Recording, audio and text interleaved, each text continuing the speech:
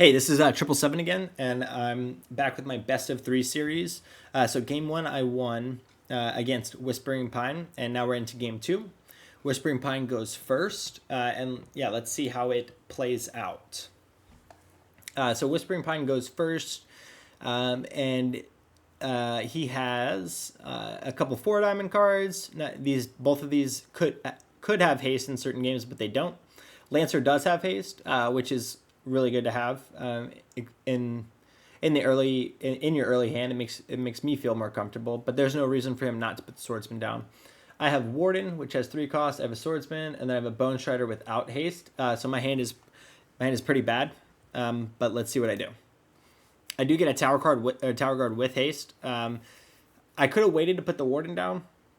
It might have been good. Like if I knew he had a Lancer in his hand, then I would have done that, but I didn't. So I'm like, okay, I can. Again, it's early game. I'm gonna just put a little bit of pressure on. I know I can wait like at least one more turn and start to play these cards, or maybe I draw another card. So, yeah, no, like if I'd have known he had a Lancer, I'd have definitely waited so that I could put the Warden down next turn. But since I didn't, I think this is a fine. Like I'm starting to build a hand. I know I have answers in my hand. I just have to wait a turn or two, and I know that he played his diamonds down, so he's not going to get like something that's too threatening next turn. It has to be a 2-cost monster, and this is like probably the best 2-cost one outside of a brute, but yeah. So let's see what he goes ahead and does. He has swordsman down, yeah. So he does put the Lancer in the open field. That's what I would have done too, and now he's taking a lead, and I don't really have an answer. Oh, wait, I go second, so I actually do. I forgot about that. Yeah, I forgot. I do have an answer. I typically go first because I'm the one initiating games, but yeah, puts the Lancer down, and it's exactly what I would have done. Just continue to threaten damage and hope that I don't have an answer. But because I do, I forgot going second, I would end up with more diamonds. I, of course, put the Warden down to just take out the Lancer. I don't want you doing 2 damage to me every turn. I'll take the 1 damage. I can survive the hit back from the Lancer, and now I'm threatening more damage. The other alternative would have been for me to put the Brute in the open field, and then next turn knocked it out with the Warden. That actually is not a bad move. I just wanted to put him. I think my thinking was just put him on his back foot as early as possible, and make every decision he makes cost him, right. But I think I could have. I think I could have put the Brute down, honestly. Again, because he would get 3. He would get 3 next turn, and I could defend against basically any 3 cost. With this board state, I could defend against any 3 cost card. By in the following turn putting the Warden where it was now. Actually, yeah. So I think I should have put the Brute down here. But okay, we'll see how it plays out. I think that was a misplay for me, and we'll see if Whispering Pine can take advantage of it. By the looks of his hands right now, doesn't look like that's the case, but we'll see. He gets the Royal Protector, so he just drops the Swordsman down. Yeah, so next turn he would have enough for either of these, so that's fine, right? If he doesn't have enough for these in the next turn, then I would have saved it, but I think he will, so I think that this is fine. Yeah, and so let's see what I go ahead. I draw a Swordsman. I put the Tower Guard in front of the Swordsman, right? This is, I think if I'm remembering this correctly, this was really important. This is important strategy for Whispering Pine to learn. I think... So Tower Guard, anything with snipe, you want to put in front of defensive cards when at all possible. Like a card like this, even though it moves, and then there's another one that stays stationary, and they can't do damage to it. So it's just going to continually attack your opponent directly. But if you can't, then the next best thing to put it in front of is a Swordsman. So again, I'm thinking a little bit more long term, and I'm like, instead of putting the Brute down there to threaten 3 damage next turn, I'm going to do 2 damage this turn, 2 damage the next turn, 2 damage the next turn, 2 damage the next turn, unless he does something about that. Swordsman, it's going to take 4 turns for him to knock this thing out, and that means I do 8 damage, which is like literally half of your health. So Now, if I was Whispering Pine, I would think I need to deal with this Tower Guard sooner than later, actually. And the Swordsman's not going to cut it. Like, so let's see what he does. He goes ahead and put the Royal Protector there. Yeah, so I totally wouldn't have done this. What I would have done is I would have, how many diamonds does he have? He gets 6 diamonds. Okay, so I would have put the Shadow, I would have removed the Swordsman, put the Shadow Stalker down. And that means the next turn I can knock him out. So that means I only got to do, the Tower Guard only got to do 4 damage instead of a potential for 8. So I would definitely remove the Swordsman and put the Shadow Stalker down. And then I would have put this Swordsman in front of either one of them because they only have 1 health left and they only do 1 damage, so that doesn't really matter. So I'd put the Swordsman in front of this Swordsman, it's fine, and continue with that. But I think that this is going to end up costing him. So we'll see. And now I just have like additional damage to be threatening, so I'm going to continue to do that. And as you can see, this Tower Guard, as I start to develop my board state, I'm going to start to create threats that he does not have an answer to, and he should have totally put this Shadow Stalker down, because the next turn he can put this Archmage down in front of the Brute, and we're still like trading, like he's still on the back foot, but at least board state wise and momentum wise, like it can still shift at any point, whereas I'm about to start running away with this because he's not going to deal with this. He didn't deal with the Tower Guard sooner than he should have. I mean, he gets the lucky Warlord off the top. So, I mean, that's obviously very helpful.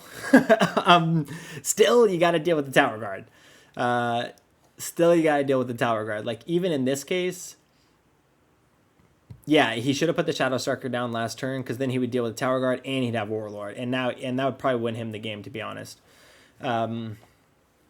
It's going to get, like, that was a really lucky top deck, so it's going to get close regardless. But we'll see how it plays out. Yeah, I think that miss where you should have put the Shadow Stalker down first, accepted the damage from the Warden, that's fine, and just built board state. I think that was the move there. So, all right, let's see what I do.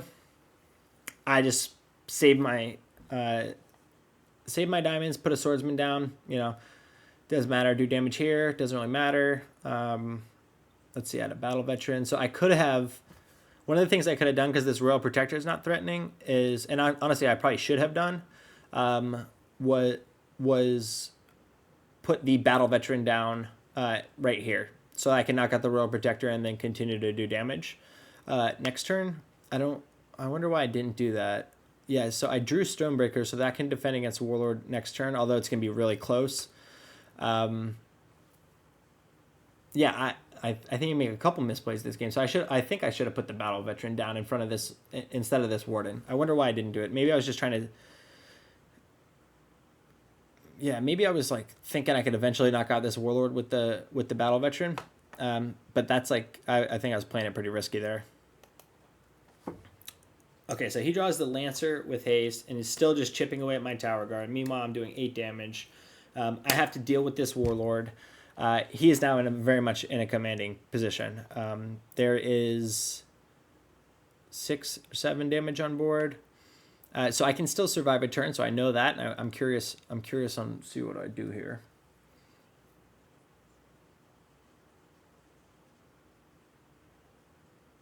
Well, no, another thing he could have done was replace Swordsman with Archmage, or replace Swordsman with Lancer, and he would have done, yeah, I'd have 6 left and he'd threaten game next turn. That's an option. I probably wouldn't have done that, but that's something that he could have done. Lancer's really good, like I mentioned, in mid and late game for like messing with your opponent's strategy and expected value out of their cards. Lancer can do that, especially when it has haste. So now it's really close game. He's in a more commanding position. Let's see how it plays out here. I draw Stonebreaker. I had to put Stonebreaker down, and then now I moved the Battle Veteran, which is what I should have done last turn. Goes ahead and attacks. Let's see. Yeah, it goes ahead and attacks. Still got the Royal Protector alive. He's got the Warlord. He's got the Swordsman.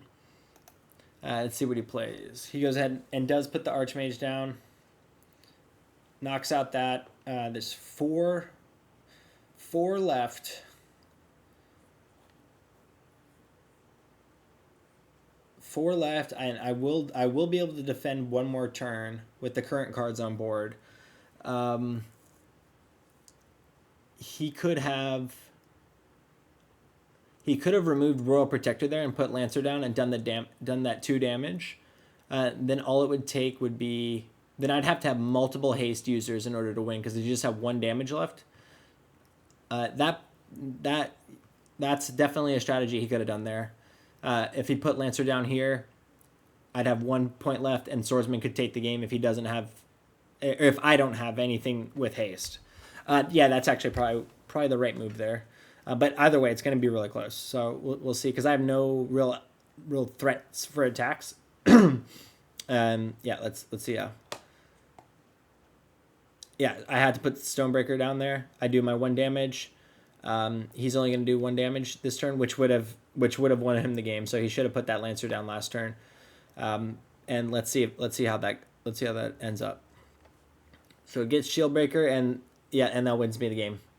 Yeah, so he should have definitely put that Lancer down. Yep, that's it. Let's just play it through. Boom, do the 3 damage, win the game. He could have also, let's run that back. He could have also, instead of putting the Shieldbreaker down there, put the Lancer down there to knock out the Battle Veteran. And then he would have won in the following turn. Well, I had a higher likelihood of winning depending on my cards, but me knowing what cards I had and us knowing in this replay, then he would have also won. So just saving on the Lancer too long is what cost him the game. Otherwise, he totally could have won this game. Yeah, so good lesson there. When you have haste, especially towards the end, you're going to want to play it. In multiple turns cases, by putting the Lancer down, he would have effectively won him the game. Instead, he saved it, and it ended up biting him. In this game, he actually responded to me immediately about, I should have put the Lancer down. So he knew, he was well aware of this. It's not like, it's just, I think sometimes you just end up playing a little bit too fast, or you get a little too singular focused on certain cards that seem good versus the cards that are definitely what you need to play, what you need to either survive turns in the end of the game or go for the, develop the checkmate to win the game. So overall, you can tell both of these games were close. I ended up taking this series. It could have probably went either way depending on if we got a card or not. WhisperingPine is a really good player, and he's also a really talented artist. So be sure to check him out. And yeah, I'll continue to do these as long as people consider them valuable, because I'm definitely having fun. I'll probably expand on it with some more different types of content, but for now, this has been fun for me. So I'll catch you guys later.